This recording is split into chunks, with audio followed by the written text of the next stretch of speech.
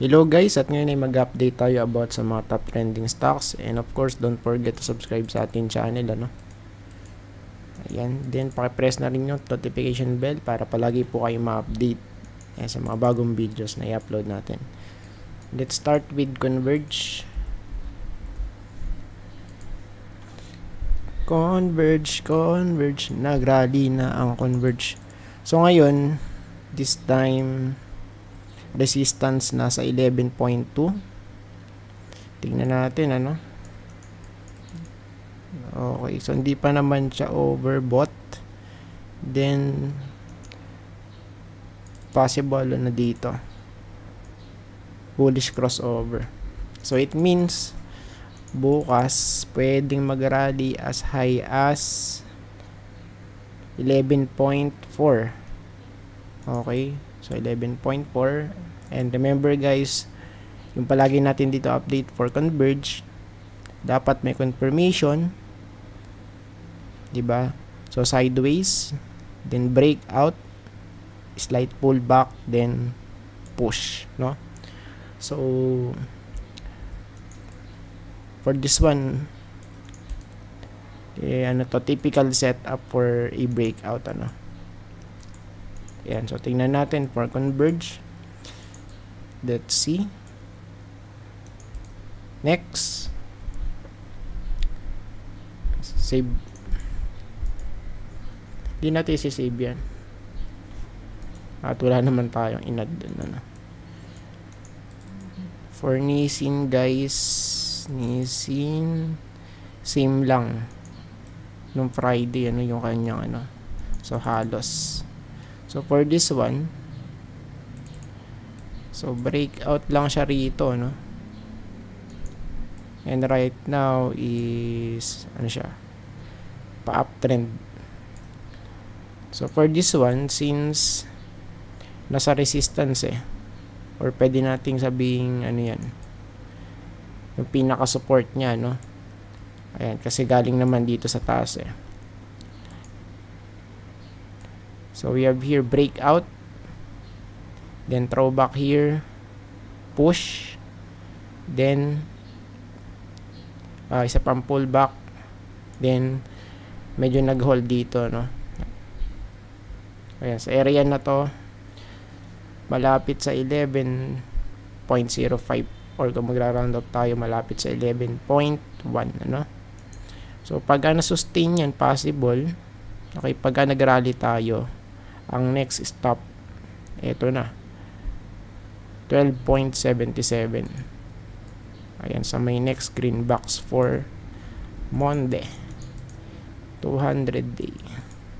Ayan, so ito po yung nakikita natin for this one,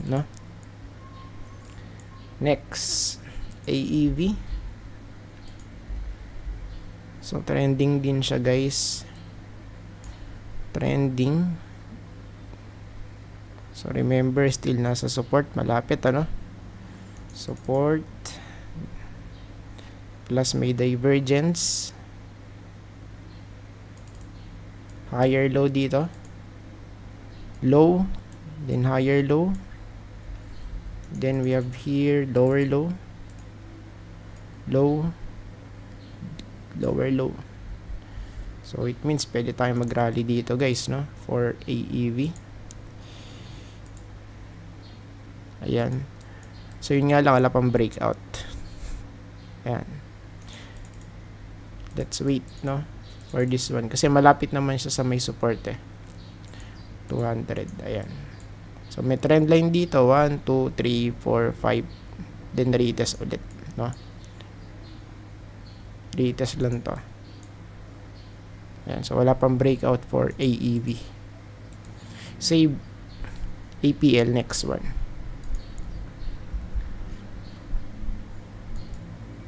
Natakalan natin to before, di ba? So typical throwback. Why? Because fresh breakout to. So breakout, then we have here a retest, Ayan, sa may resistance niya sa horizontal, 200 day. Okay, hindi po siya nakapanik at di nag-close, So for this one, let's wait first, Ayan, sa 0.01. Dahil dyan yung support natin, for APL. So, for now, let's monitor muna to, APL. Then, next one is RCI. RCI, okay, so di na nag-hold dito. So, may support natin, 3.85. Ayan, so, okay, maraming divergence eh. So, for now, let's wait muna na mag-oversold yung stochastic dito sa daily chart, Ayan. So, ang last possible support dito, guys, 2.76. Pero kung mag-add tayo rito ng support, so I think pwede rito.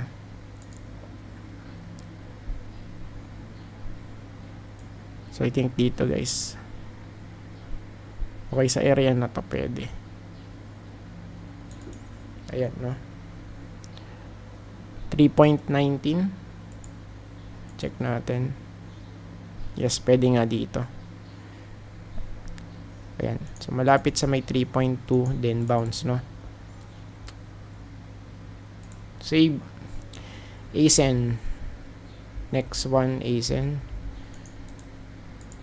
Mabilisan lang yung natin, video natin. Mabilisan ng video. ASEN. Rally hard kasi ito, Tingnan natin kung mag-hold sa may support since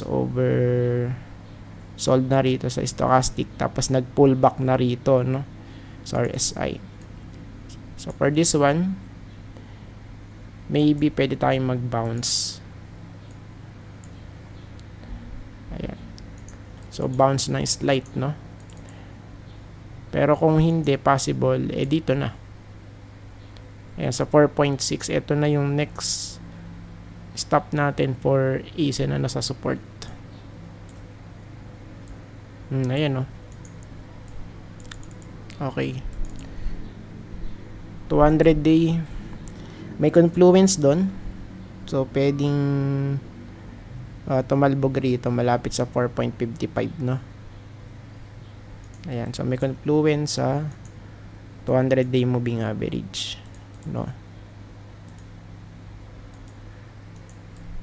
Ayan. So, next one is SGP. SGP, guys, bounce. Yes, bounce. Ayan, plus oversold dito sa stock natin. Then, pullback rito, Plus, okay, malapit sa may support. Okay.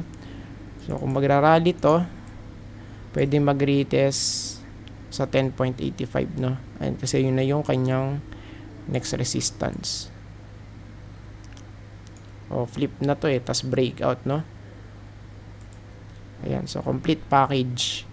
So, breakout, then throwback, push, then medyo sideways, Ayan. So, for this one, since meron tayong nakitang pattern at hindi pa natin to sinusukat, yung height niyan. So, at least dito pwede na yan. Ayan. So, yung height lang yung natin. Sukatin. Ayan. So, base dito sa 12.28.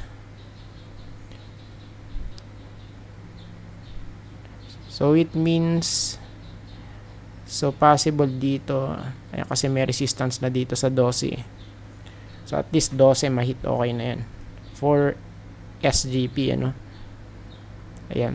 So, base po ito sa ating pattern, inverse head and shoulder pattern, Ayan. So, target natin yung for SGP. Dito.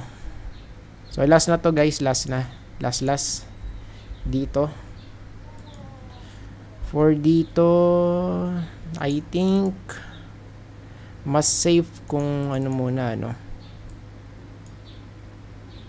pumalaglag muna sa DOS. Ayan, 2.1 pa siya. 2.1 pa to. At wala pa yung ano dito, yung pinaka bottom ano. Ayan, so pwede nyo i-check yun, yung last video natin kahapon. Ayan, mga bottom picks ano, na mga stocks. Ayan, so for now, of course ano to, major support. And tingnan natin kung mag-hold niya ano. So for now, medyo ano pa to, alanganin pa to guys, no. Ayan. So kung magano naman to, magra-rally, ang pwedeng i-target ito 2.4, no. Bakit 2.4? May confluence sa may 200. Same here. Ayan. So ano natin yan, resistance ano, 2.4. So I think tapos na po tayo, at maraming salamat po sa panonood, and see you po sa next video. Bye bye and God bless.